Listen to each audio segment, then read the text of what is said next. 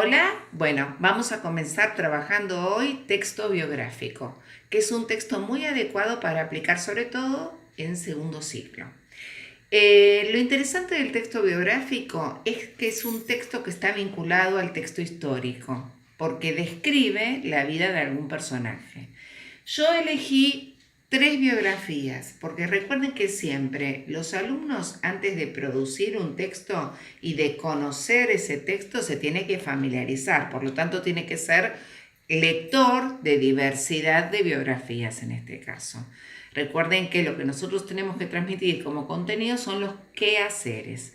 En este caso elegí tres biografías: la de Violeta Parra, la de Estela de Carlotto y la de Macacha Güemes.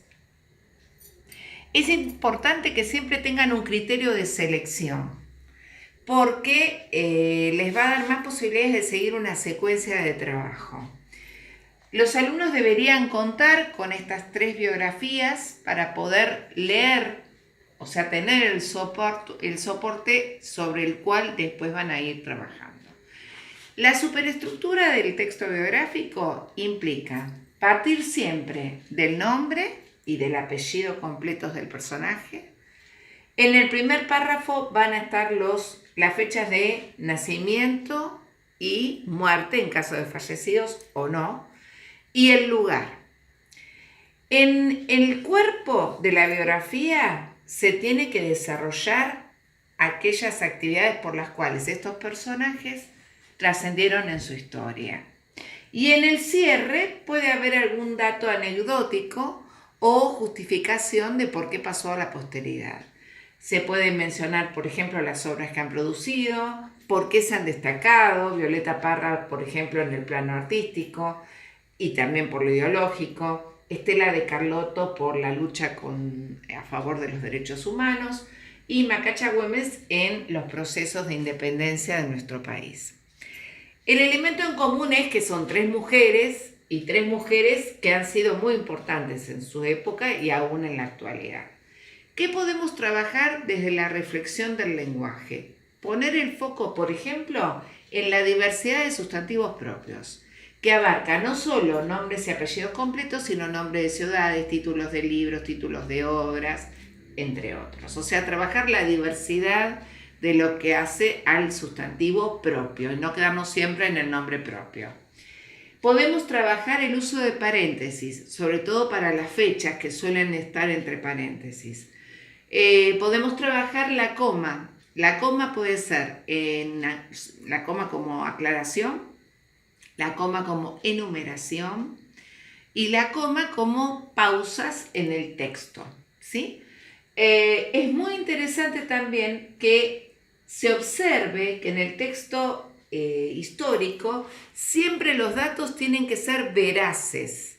No se pueden poner criterios personales o que tienen que ver con afectos, sino que tienen que ser hechos verídicos que se pueden constatar después de haber hecho una investigación. Fíjense que en el texto biográfico suele haber una foto del personaje. En algunos pueden no estar, pero esto suele ser una constante en la superestructura.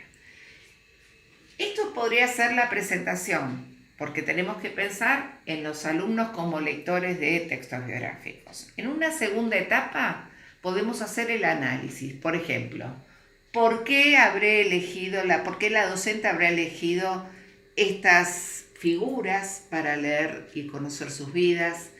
¿Qué es lo que tienen en común estas mujeres? ¿En qué se diferenciaron? Y tener en cuenta, poner mujeres o personajes que no sean de la misma época, sobre todo porque acá vamos a tener dos que tenemos fecha de nacimiento y muerte y una que aún vive. Esto nos da lugar a trabajar otro elemento de reflexión sobre el lenguaje, que es la concordancia temporal.